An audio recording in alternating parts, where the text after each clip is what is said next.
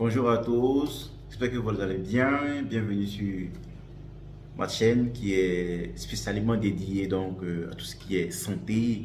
Je suis docteur Koné Abou, médecin généraliste.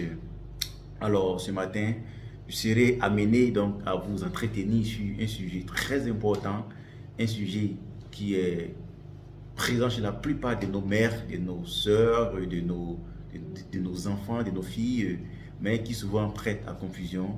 Souvent, cela amène à s'inquiéter, alors que nos sœurs ne devraient pas, malheureusement. Alors, de quoi il s'agit? Ce matin, nous parlerons des pertes blanches chez la femme et également de l'hygiène intime. Les pertes blanches en médecine, qu'on appelle les leucorrhées, bien évidemment, en termes scientifiques. Alors déjà, c'est quoi les pertes blanches déjà? Ce qu'il faut savoir, c'est que les pertes blanches, c'est l'émission de petites substances un peu blanchâtres qui, au niveau du vagin de la femme. Alors, il faut préciser que les pertes blanches sont un phénomène normal. Toutes les femmes doivent avoir des pertes blanches à partir de la puberté ou même avant la puberté. Ce qui veut dire qu'une petite fillette là peut avoir des pertes blanches, comme on l'a dit, soit à la puberté, soit avant la puberté. Donc il est normal pour une fille, pour une dame d'avoir des pertes blanches. Mais ce qu'il faut retenir, c'est que ces pertes blanches ont 5 caractéristiques essentielles. Et ces 5 caractéristiques essentielles-là des pertes blanches, les femmes doivent les connaître. Parce que lorsque l'une des 5 caractéristiques, n'est-ce pas, n'est plus présent alors ou est modifiée, alors cela voudrait dire que les pertes blanches ne sont plus normales, elles sont pathologiques et la dame doit consulter. Alors, quelles sont ces caractéristiques-là? 1. On a ce qu'on appelle la couleur. Les pertes blanches, comme le nom l'indique, sont des pertes qui sont blanches, petites substances blanches qui s'écoulent du vagin. Elles ne sont ni vertes, ni grises, ni jaunes, ni rouges, elles sont blanches. Premier critère. Alors, deuxième caractéristique, elles sont de petites quantités. C'est une petite quantité qui s'écoule, qui ne coule pas le long des cuisses, qui ne mouille pas excessivement le caleçon. Elles sont de petites quantités. Elles peuvent survenir au début des règles, c'est-à-dire des menstrues, à la veille de l'arrivée des règles, comme ça, ou à la période ou à la fin de la période de fécondité. Et troisième critère, les pertes blanches ne sont pas accompagnées de démangeaison. Elles ne démangent pas. Toutefois que les pertes blanches démangent, c'est qu'elles ne sont plus normales. C'est que probablement vous avez une infection liée, n'est-ce pas, aux champignons. Donc vous devrez consulter, voir un médecin. Alors les pertes blanches, elles ne doivent pas avoir d'odeur. Caractéristique très importante. Elles ne doivent pas sentir mauvais. Elles ne doivent pas sentir mauvais, à savoir odeur de poisson pourri, odeur de plâtre. Elles ne sentent pas mauvais. Elles sont totalement inodores. Il n'y a pas d'odeur.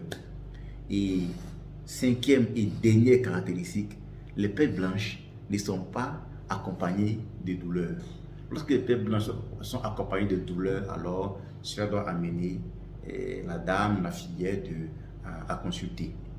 Ça peut être des douleurs spontanées comme ça, vous avez mal lorsque les pertes blanches s'écoulent, ou lors des rapports sexuels par exemple, ou lors des toilettes intimes, vous avez mal au vagin, alors vous devez consulter car ce n'est plus normal.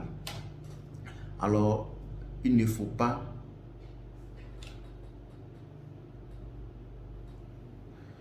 alors si une seule des caractères, n'est-ce pas, à savoir la couleur, autre que blanche, la quantité qui est très importante, la démangeaison, la couleur et l'odeur sont modifiées, alors habituellement il s'agit d'une infection, un microbe qui vous fatigue, alors vous devez aller voir un médecin, le gynécologue ou la sage-femme qui va vous interroger, vous examiner et ensuite prescrire le traitement adapté. Alors, ce qu'il faut savoir, c'est qu'il est possible, les pertes blanches sont facilement traitées actuellement, mais dans certains cas, on peut être amené à faire un prélèvement vaginal pour savoir quel est le microbe qui vous fatigue et mettre un traitement adapté. Mais dans la plupart du temps, on traite ça facilement. Alors, une fois qu'on on a fini d'aborder ce chapitre-là, des pertes blanches, comment savoir que les pertes blanches sont normales, à quel moment elles sont pathologiques, à savoir les 5 caractéristiques.